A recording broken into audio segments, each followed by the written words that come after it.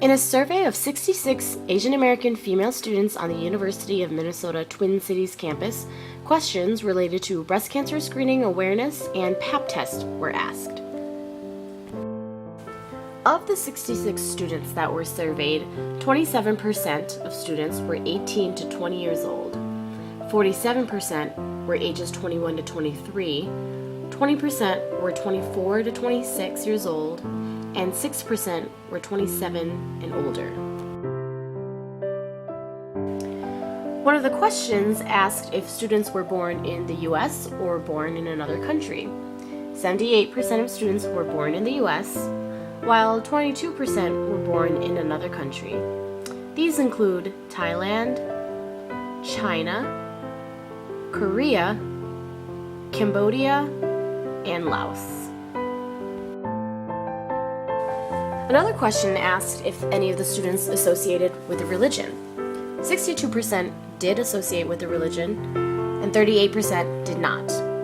The religions included Buddhism, Christianity, Catholicism, shamanism and animism, and shamanism alone. One of the final demographic questions asked were the year in college. 6% were in their first year of undergrad, 14% were in their second year of undergrad, 12% were in their third year of undergrad, 24% were in their fourth year of undergrad, 8% were in their fifth year, and 15% were graduate students. Majority of the students rated their health to be fair or good. The next few questions in the survey asked about mammography screening. The most documented reasons that would likely prevent women from getting screened for breast cancer was the cost of services. And the top two reasons that would not prevent them from getting screened at all were the location of the health provider, the clinic, or the hospital, and cultural beliefs about breast cancer in general. From a selection of factors that would influence an Asian American student to get screened for breast cancer, 50 out of 66 students chose healthcare providers. However, mother and/or female guardian was the second most influential factor for getting screened for breast cancer. We asked how important students thought it was to get screened for breast cancer, and majority of the surveys answered important, given the choices between not important at all, not very important, neutral, important, or very important.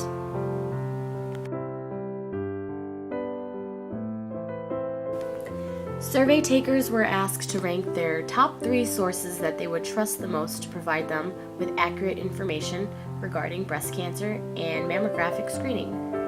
The number 1 choice answered was a doctor or nurse. The second choice was a mother or female guardian. And the third most choice was a school clinic. The final question regarding breast cancer in the survey was asked about the level of importance a student's cultural views influence their decision to get screened for breast cancer. Majority of the students chose not important at all. Survey findings conclude that Asian American students on the University of Minnesota Twin Cities campus do not find that their cultural views impede their decision to get screened for breast cancer when they reach the age of 40. It is also safe to say that most students prefer to talk to their mothers or another female guardian on the topic of breast cancer and mammography use. But the most influential source when deciding to receive a mammogram is a professional healthcare provider. Out of the 66 college women we surveyed, 65% of them knew what a Pap test was, 5% did not know, and 30% were unsure. From that, only 32% of college women has received a Pap test, 55% had never received one before, and 12% were unsure. Cervical cancer is the second leading cancer death for women. In the Asian American and Pacific Islander community, the Hmong community had the lowest cancer screening rates. Some barriers that researchers found leading to this is due to the cultural barriers, language barriers, limited English, their trust with Western medicine, and their health care. Survey takers ranked doctors as the most influential factors for women to receive a pep test. Following doctors, women who were most concerned with their health was ranked as the second choice, followed by siblings, friends, and other relatives as the other influential factors. We asked what factors influence students to not get the pep test, and majority of them answered they are not well informed what a pep test is exactly.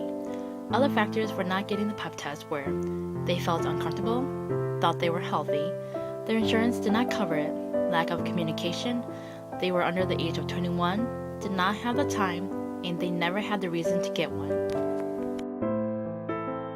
Survey takers were asked to rank their top sources they would trust the most to influence them to get a pep test.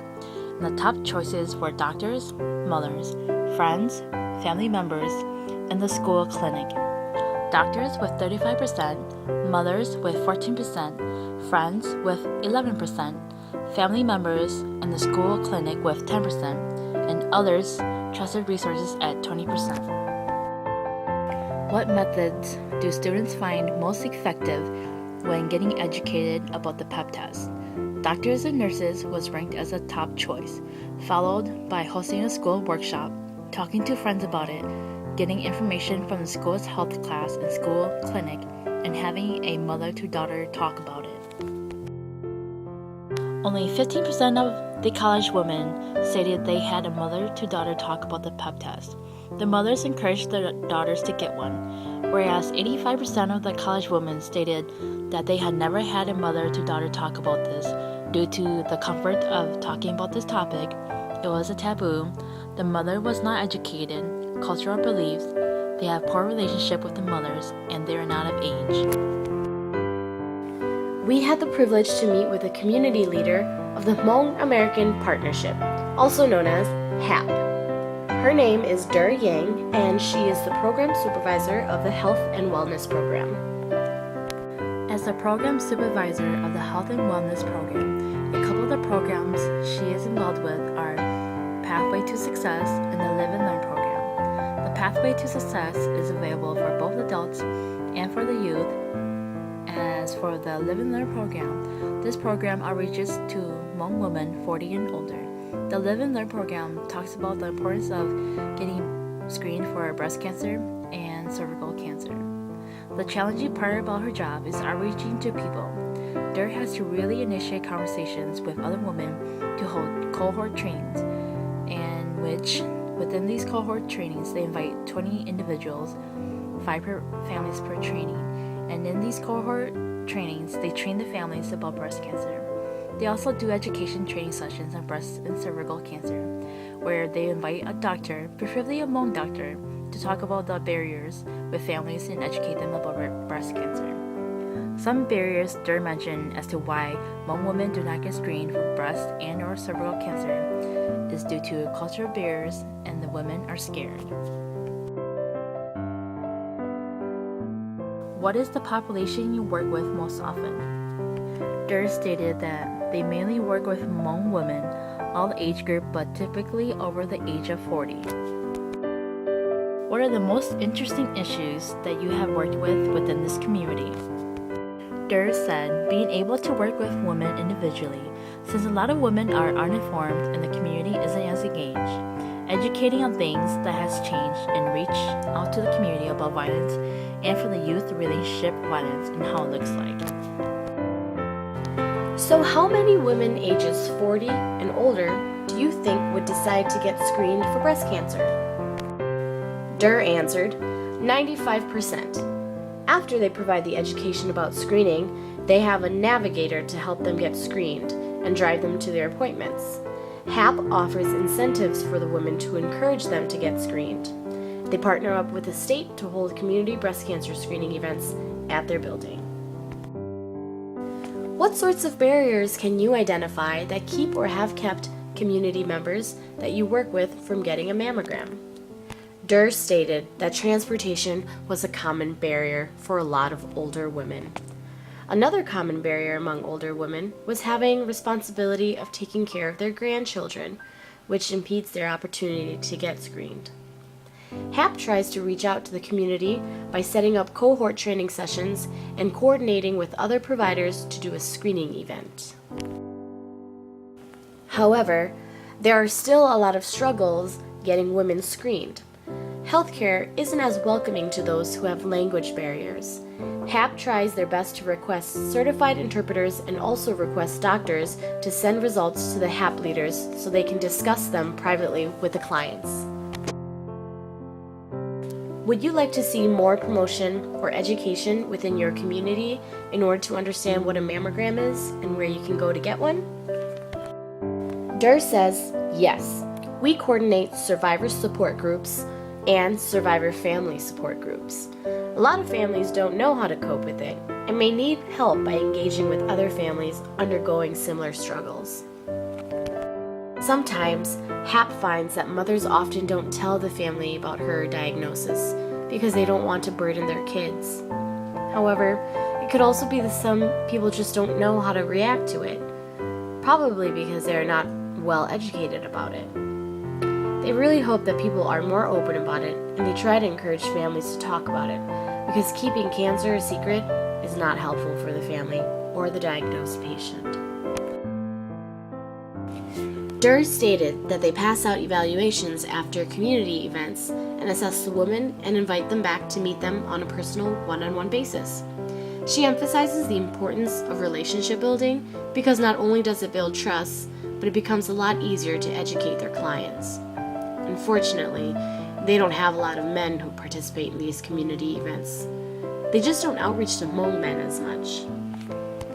What are some ways you think will help encourage more Hmong college women to take the PAP test? DER said by having other Hmong women talk about it and share their experiences, it will encourage more Hmong women to take the PAP test.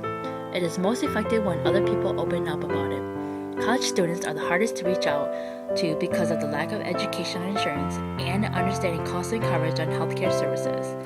As far as reaching out to the Hmong Minnesota Student Association, she knows that the college students are a population that is often misinformed on this particular subject.